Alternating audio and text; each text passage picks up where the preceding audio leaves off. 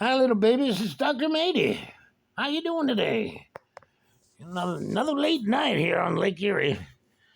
I went out to the Presque Isle State Park today with a buddy of mine. We drove around. It was so peaceful, quiet. The wind was whistling its way through the leaves. The leaves started changing color. They're orange and brown and sort of yellowish. And, a lot of the greens out of the trees. And what usually happens before Halloween is we get a big storm, some kind of rainstorm or windstorm that knocks about 90% of the leaves off the trees.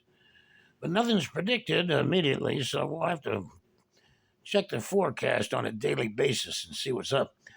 Now, the trees that have the leaves survive the longest after they change color are the oak trees, the mighty oak trees.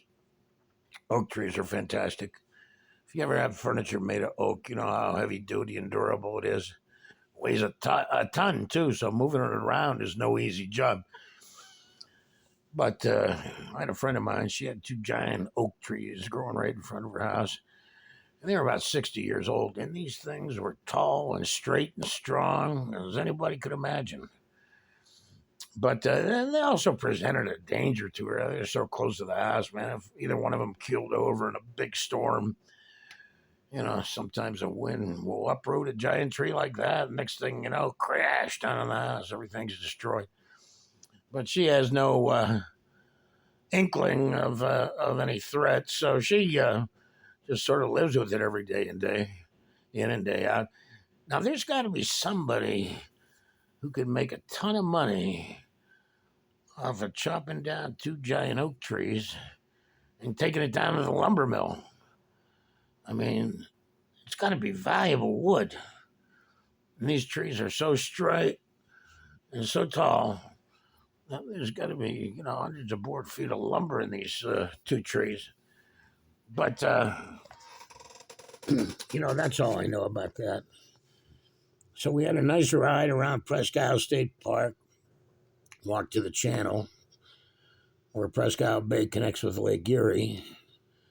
And believe it or not, even though it was a weekday, there were quite a few people out enjoying the natural scenery there, Very beautiful day, about 54, breezy, but it was sunny too. So it was real nice.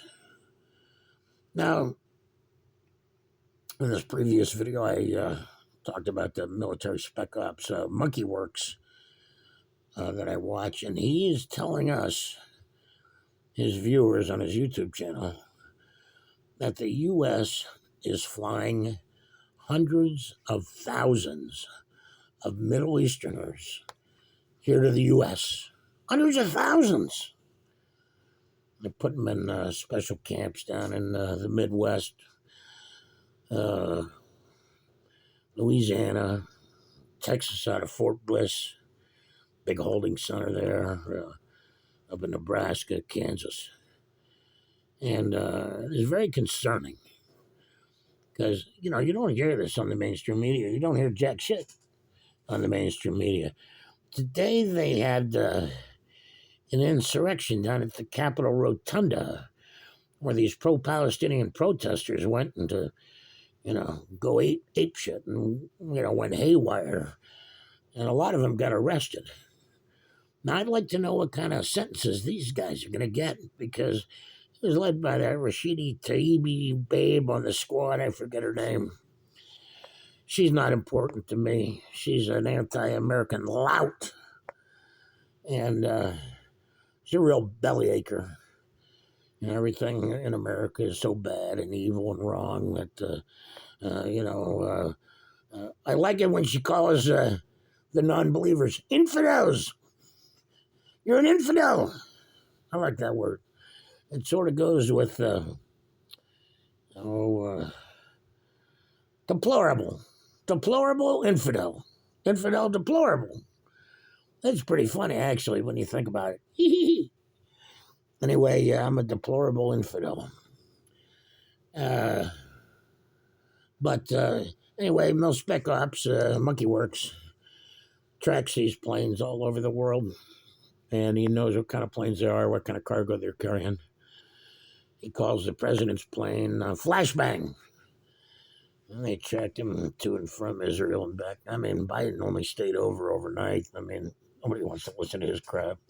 He can hardly put two sentences together that are coherent. I mean, the guy's daft. He's lost it. His brain is fried. And, he thinks he's going to be the next president. Hi, I'm Joe Biden. I'm a great guy.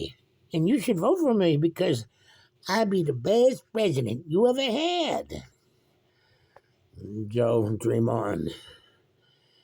This other thing that bothered me today, these insurrectionists, not insurrectionists, these, what do you call them, obstructionists down in Congress trying to keep Jim Jordan from being elected as Speaker. What the hell's wrong with these people? Jordan's a great guy. He's done a lot of work, especially on this Biden impeachment, the Biden corruption. He's come up with a lot of great legislation, and he's a great guy and a great leader. But these people are so backwards in their beliefs and thinking. They're voting for Scalise. Got like 4 votes. He has no chance of winning. Why waste the vote on the guy? They need to come together and get Jim Jordan, in office. I'll be really surprised if they don't, because there's nobody else out there on the radar that they could put in. And it's a real shame because they're making Congress look as bad as people think they are. And they're pretty bad right now. Had this kind of Congress been shown to George Washington, Thomas Jefferson, John Adams, Ben Franklin, they'd just be shaking their head in disbelief, saying, what the hell? This country turned into this?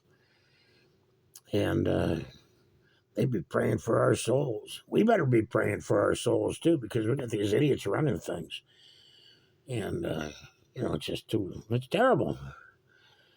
But anyway, that's really about all I have right now. I had a nice day with my friend Dan, and, we drank some ice water and took a walk and was out in nature, and it was a very beautiful day. And, we just spent a couple of hours ago just to hang out, we're both bachelors, so, I mean, our lives aren't that too exciting. I mean, so, it's good to be together with an old friend. We've been friends since 1982, so, yeah, it's awesome, man, when you got a good friend like that. He's like my little brother. I love him. All right, little babies, I love you too. You take care and have a nice night. Don't forget to vote for Joe Biden. Yee!